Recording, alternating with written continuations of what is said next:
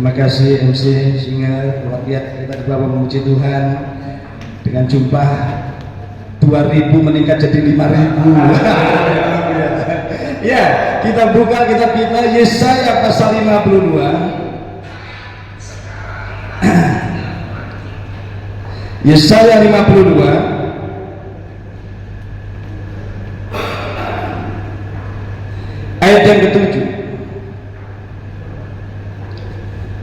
Satu ayat Yesaya 52 ayat yang ke-7 untuk menghormati firman Tuhan. Saya ulang sekali lagi, kita bangkit berdiri. Kita akan baca berikut ini bersama-sama satu ayat saja. Yesaya 52 ayat yang ke-7. Kita akan baca secara bersama-sama dua kali satu ayat ini. Yesaya 52 ayat yang ke-7. 3, 2, 1. Iya. Betapa indahnya kelihatan dari puncak bukit-bukit kedatangan pembawa berita yang mengabarkan berita damai dan memberitakan kabar baik, yang mengabarkan berita selamat dan berkata kepada Sion, Allahmu itu Raja. Sekali lagi, betapa indahnya kelihatan dari puncak bukit-bukit kedatangan pembawa berita yang mengabarkan berita damai dan memberitakan kabar baik, yang mengabarkan berita selamat dan berkata kepada Sion, Allahmu itu Raja. Amin. Silakan itu. Tulisan dari Yesaya yang hidup sekitar 750 tahun sebelum Masehi, di mana Yesaya hidup dalam 4 raja atau sampai 5 raja berganti-ganti. Ada Usia, Yoktam, Ahaz, Hizkia dan seterusnya. Tentu nabi yang luar biasa dipercayakan Tuhan untuk berada di 4 sampai 5 raja silih berganti. Namun berada sesungguhnya di tengah keadaan zaman masyarakat yang carut marut. 750 sebelum Masehi, 685 Israel Yehuda itu ke pembuangan Babel. Maka sesungguhnya sudah di titik kulminasi Tuhan gerak pada Israel sebenarnya begini. Berganti nabi berikutnya 100 tahun kemudian pulang ke Babel. Kehidupan bangsa Israel jauh dari Tuhan, mengalami degradasi iman, di mana Tuhan sering sudah marah mengingatkan berkali-kali. Kehidupan Israel juga sebenarnya sangat gak karuan, tapi enggak juga bertobat, ya. Jadi menjelang Israel ke pembuangan Babel, firman ini diberikan. Nah, kita ada di bangsa Indonesia yang artinya kita berada di tengah-tengah mayoritas kaum fokus, di mana mereka juga tentu punya aturan sendiri, ya. Di sekitar kita yang namanya bohong, hoax, itu kayaknya ada yang bangga dengan hoax. Ini yang kita heran. Orang menyebarkan hoax tapi bangga, ya. Jadi pemberita kebohongan, fake news, tapi senang dia. Ada yang berkata memang gua dibayar untuk itu, katanya begitu, ya. Ada satu tokoh nasional, gua memang kemarin dibayar untuk itu, katanya. Sekarang nggak takut keluar. Cuma ngomongin, saudara, menjadi kegemarannya memang berita fake yang disebarkan menyerang habis-habisan. Indonesia, kita berada di tengah-tengah yang seperti itu, ya, dan akan terus berjalan menjelang akhir zaman. Entah benar atau tidak, saya berpikir jangan-jangan masa kita lah akhir zaman itu tiba. Bukan kita nakut-nakutin, saudara. Jangan-jangan kalau masih belum, ya puji Tuhan aja. Tapi jangan-jangan kalau masa kita harus siap-siap, saudara. Ya. Sorry kalau suara saya agak serak-serak basah. Memang sedikit tipis dengan MC, ya, gitu. Semalam saya hampir nggak bisa bangun kayak Pak Gembala sebenarnya, ya. Anak saya itu yang bontot melayani saya, kasih obat, kasih minum hangat, kasih selimutin. Wow. Tapi saya bilang, Tuhan harus bisa bangun. Nanti besok pagi saya khotbah Natal di gereja, siang di Mount Hermon. Kalau nggak bisa bangun gimana? Pagi-pagi saudara pusingnya udah hilang. Cuma kenapa pita tenggorokannya separuhnya terbang saudara, jadi suaranya parau-parau. Tapi saya harap suara saya masih jelas didengar ya. Amin. Nah, kita berada di sebuah zaman yang tidak menentu. Berita firman Tuhan di kalimat yang terakhir dikatakan dan berkata kepada Sion, Allahmu itu Raja. Yesaya mempunyai sebuah message di dalam tulisannya, yakni Yahweh Sebaot Kadosi Yisrael. Yahweh Sebaot itu Allah alam semesta. Kadosi Yisrael, Allahnya Israel atau bangsa Israel yang kudus. Dua pesan yang saya sampaikan, di mana Allah yang kita sembah adalah Allah alam semesta, saudara, yang membuat laut perahu harus kering untuk bangsa Israel lewat, yang membuat ombak badai topan berhenti, yang membuka tanah sehingga musuh-musuhnya tenggelam. Allah kita adalah Allah alam semesta, di mana tidak ada yang bisa melawan. Itu Allah kita. Yesaya mau sampaikan itu kepada Israel. Walaupun kita ada di tengah-tengah suasana yang sulit, tapi Allah kita adalah Allah alam semesta, Yahweh Sebaot. Pertanyaannya kepada kita masing-masing, adakah dalam hati kita, iman kita, bahwa Allah yang kita sembah itu bagi kita juga Allah alam semesta?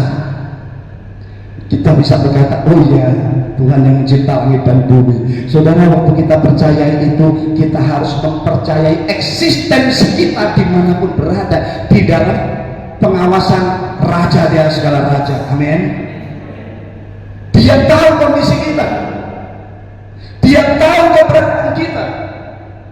Dia adalah Allah alam semesta, Raja kita.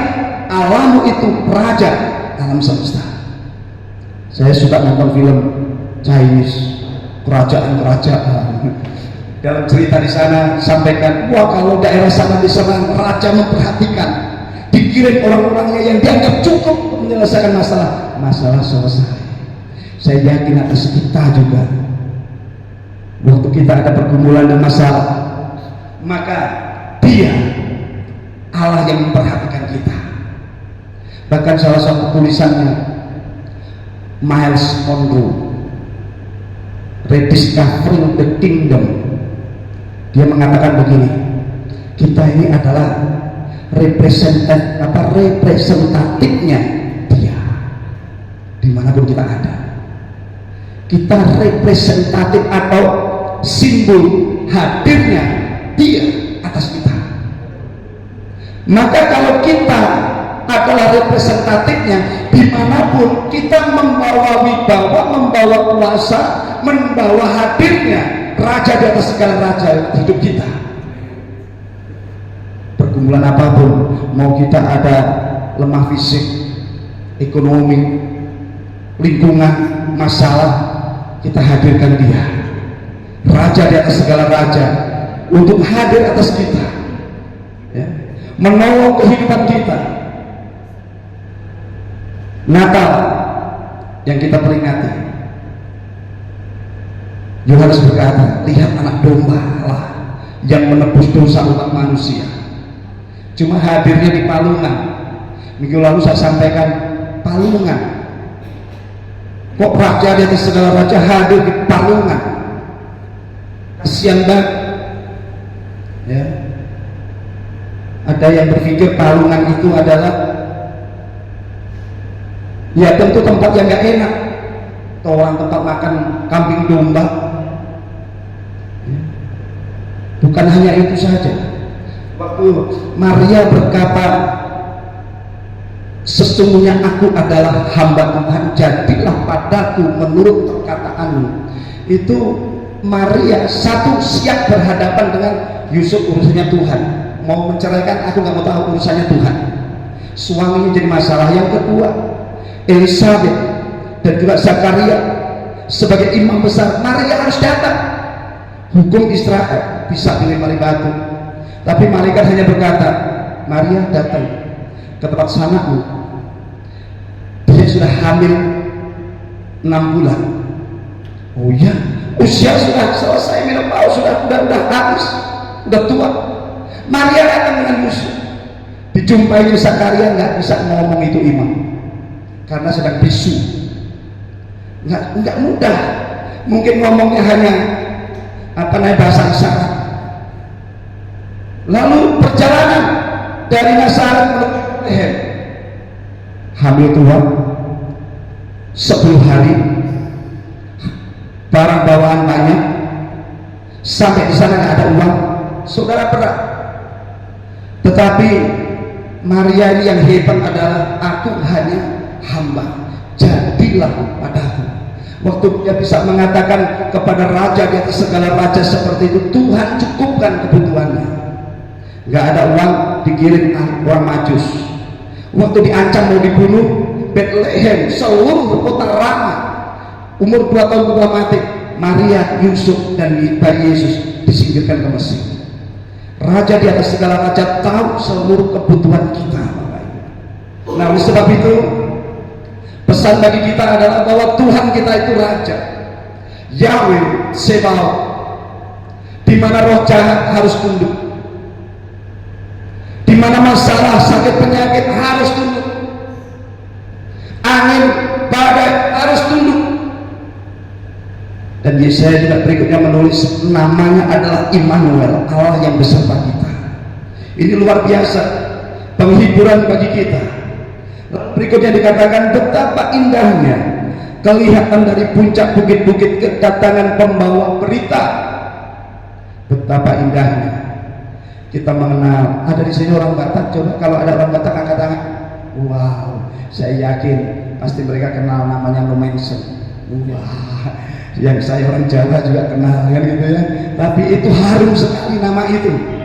Ya, kita kenal yang namanya John Sue, William Carey, David Livingstone, Mother Teresa, John Sue, Hudson Taylor, D.L. Moody.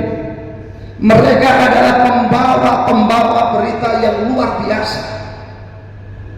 Namanya terukir dalam sejarah yang panjang. Semua mahasiswa teologi disuruh baca autobiografinya, pelajari apa yang membuat mereka begitu. Nah, Alkitab menulis betapa indahnya kedatangan mereka. Bagi Indonesia, Nomensen tokoh yang harum, padahal kita tidak kenal juga siapa itu Nomensen, bapak mamanya dari mana, tidak tahu. Tapi kita bersyukur berapa banyak penduduk Batak yang sudah menjadi Kristen dan seterusnya. Nah, menjadi saksi, ya, betapa indah menjadi saksi. Mandat Tuhan kepada kita menjadi saksi. Ada 3 hal di sana yang dituliskan. Dikatakan kedatangan pembawa berita, mengabarkan berita damai 1, memberitakan kabar baik 2, mengabarkan berita selamat 3. 3 hal ini harus mengiringi kehidupan kita. Kabar damai, kabar baik, kabar selamat. Dimanapun kita hadir, mari bawa ketiga ini, kabar damai, baik, selamat. Kita taruh dalam kehidupan kita. Damai dalam bahasa Ibraninya adalah eirene, bahasa Yunaninya shalom. Makanya kalau prolog dalam ibadah shalom, ya, berita shalom. Nah, cuma memang sayang belum banyak juga menemukan kita yang paham betul makna shalom. Ya, nah shalom adalah bukan sekedar diucap hanya sama, tidak tahu kalau orang Batak Horas, orangnya Yahobu, Jawa nggak ada. Nah, shalom sebenarnya Waktu Yesus berkata shalom dalam penampakan diri, murid-murid ketakutan. Waktu dengar Yesus, mereka damai. Ya, jadi makna shalom sendiri sebenarnya berdamai dengan Allah, berdamai dengan diri sendiri, berdamai dengan sesama. Kita yang harus paham, Yesus berkata, damai-Ku kutinggalkan bagimu, damai sejahtera-Ku kutinggalkan kepadamu. Dan Tuhan mau itu kita bawa kemanapun. Kerajaan Allah, setiap kali kita diminta berdoa, datanglah kerajaan-Mu, jadilah kehendak-Mu. Apa itu kerajaan Allah? Roma 14 ayat 17 dikatakan, bukan soal makan dan minum kerajaan Allah itu, tetapi berbicara satu, kebenaran, dua, damai sejahtera, tiga, sukacita Roh Kudus. Damai sejahtera adalah isi daripada kerajaan Allah, di mana kita setiap saat diminta untuk menghadirkan damai itu atas kehidupan kita. Kalau kita mungkin sedang mengalami hopeless, takut, cemas, khawatir dan sebagainya, angkat tangan kepada Tuhan, shalom hadir atasku Tuhan. Saat-saat yang lalu waktu corona melanda, wah, nggak tahu siapa di sini yang pernah kena corona, coba angkat tangan. Yang pernah kena corona, sakit corona, angkat tangan. Enggak semua, enggak ada. Oh ada, satu dua, yang lainnya, wih, yang enggak ini luar biasa, ya. Yang enggak kena luar biasa, ya. Saya kena juga kayaknya, ya kayaknya, karena saya nggak mau periksa, ya sembuh sendiri begini. Nah, tapi waktu saya kena, saya naik ke rumah di lantai 2, baru kami bangun, baru letak begini, saya berjemur. Katanya kan suruh berjemur, saya berjemur. Sementara saya berjemur, tetangga sebelah kena corona juga, naik ke lantai atas, jaraknya begini. Dia naik, saya lihatin sampai di atas, dia masih ngadep ke sana, dia begini. Begitu ngadep ke saya, kami lihat dia tendung tanpa sepatah kata, ya, sedang corona. Habis itu begitu keluar bawa mobil, di pinggir-pinggir jalan tuh orang pada berjemur, diam gitu. Aduh, memang pada saat itu luar biasa. Berita di masjid, apa namanya, innalillahi wa inna ilaihi rajiun, innalillahi. Terus masjid kami ada 3 masjid dekat ganti-gantian. Kami bicara berikutnya siapa, berikutnya siapa. Ada banyak berita buruk, tapi Tuhan mau hadirkan damainya atas kita. Harus kita hadirkan shalomnya atas kita, supaya berdamai dengan semua musuh, didamaikannya. Yaitu bicara shalom. Yang kedua, berita baik.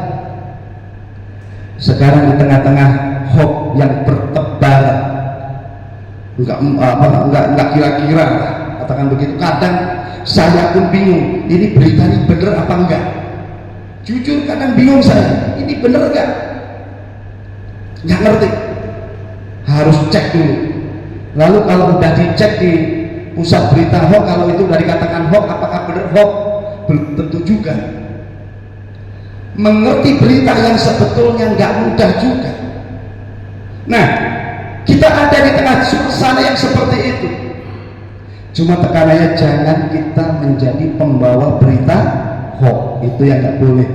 Kita mengajar bawa berita baik. Mungkin sebagian kita pernah dengar satu tokoh bernama Masaru Emoto. Dia membuat percobaan doa dan air.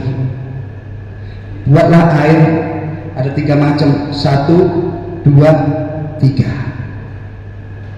Yang satu dipakai ruangan sebelah, ruangan sebelah, ruangan sebelah. Yang pertama dibiarkan saja, nggak disentuh. Yang ruangan sebelah diucapkan semua yang baik-baik. Dibilang, wah, engkau sangat mulia air, melalui engkau banyak diberkati, orang haus segar, engkau luar biasa. Aku sangat suka dengan kamu, engkau jadi berkat bagi banyak orang, terpujilah engkau, semoga engkau lebih lagi jadi berkat. Lalu pindah yang ayat ketiga, dipegang, orang ajar kau yang bikin banjir, orang disuruh ke bawah tanah malah lewat gorong-gorong. Pokoknya yang jelek-jelek lagi disampaikan, kan begitu ya, lewat gorong-gorong salah, suruh antri di air, antri ke dalam tanah salah juga. Kamu ini buat celaka saja. Yang ketiga, diperkatakan yang negatif. Ini dilakukan berulang-ulang. Yang baik berulang-ulang, yang negatif berulang-ulang, seperti itu terus. Setelah itu ditaruh di dalam kulkas setelah berhari-hari seperti itu. Apa yang terjadi? Yang pertama, normal, karena tidak mendapatkan pengaruh positif negatif.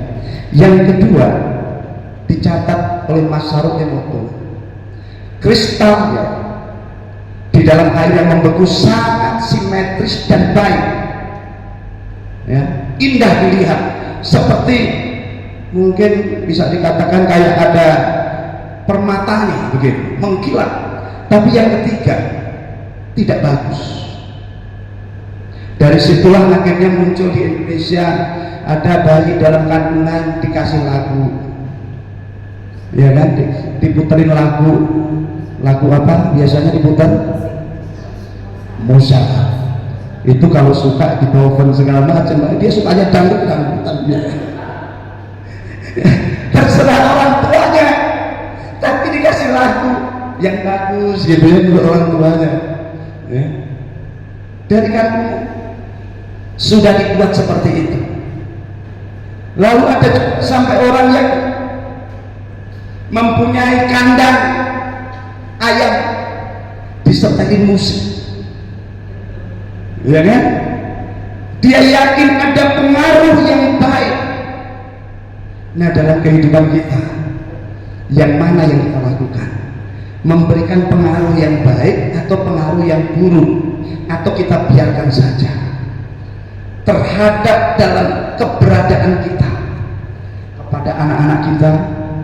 Memang kadang kita jumpai mereka bandel, kadang kita jumpai mereka ngelawan, mereka nggak taat, nggak tunduk, kadang kita jumpai. Tetapi seperti apa kita memperlakukannya? Yang suami istri, memang kita jumpai suami kita jauh masuk, atau istri kita seringkali nggak nyambung. Tapi apa yang kita perlakukan? Berita baikkah atau yang buruk? Ingat, waktu kita taruh berita buruk, pelan-pelan dia tertanam. Dia akan merusak sesuatu, dia akan menghancurkan. Gua memang buruk, gua memang jahat, dimanapun ada, gua memang gak suka sama itu. Bisa begitu. Tapi kalau yang baik, oh, gua salah, tapi bapak gua bilang gua luar biasa, ya saya akan lupa luar biasa. Yang baik akan membawa pengaruh begitu rupa dalam kehidupannya. Begitu juga kepada kita masing-masing. Belajar memperkatakan yang baik. Setiap hari firman Tuhan dibaca, direnungkan untuk hidup dalam kehidupan kita. Satu kali kopi di gelas tanpa menyentuh gelas, bagaimana bisa kopi ini menjadi bening? Hanya satu cara, ambil air jernih, cuma ada sendok sama air banyak, terus saja satu sendok air bening masukkan ke gelas kopi. Tidak tahu berapa lama itu kopi nanti menjadi bening warnanya, menjadi bening. Berita baik yang kita dengar atas kita, yang kita perdengarkan, yang kita sampaikan akan punya dampak yang signifikan. Yang ketiga, berita selamat. Berita yang terbaik dalam kehidupan ini hanya satu, yaitu berita selamat ya, tidak ada yang lain. Waktu mungkin kita berada dalam kesulitan apapun, kita perlukan keselamatan. Israel dikejar Mesir di tepi laut Teberau, mereka rindu diselamatkan, minta kepada Tuhan. Dan waktu Musa berkata, ya mereka nggak percaya, tapi akhirnya selamat. Berita selamat perlu. Cuma sayangnya di dunia ini sedang berjalan gerbong yang menuju neraka. Matius 21 ayat 8 kita akan lihat sebentar. Matius pasal 21 ayat yang ke-8. Ya,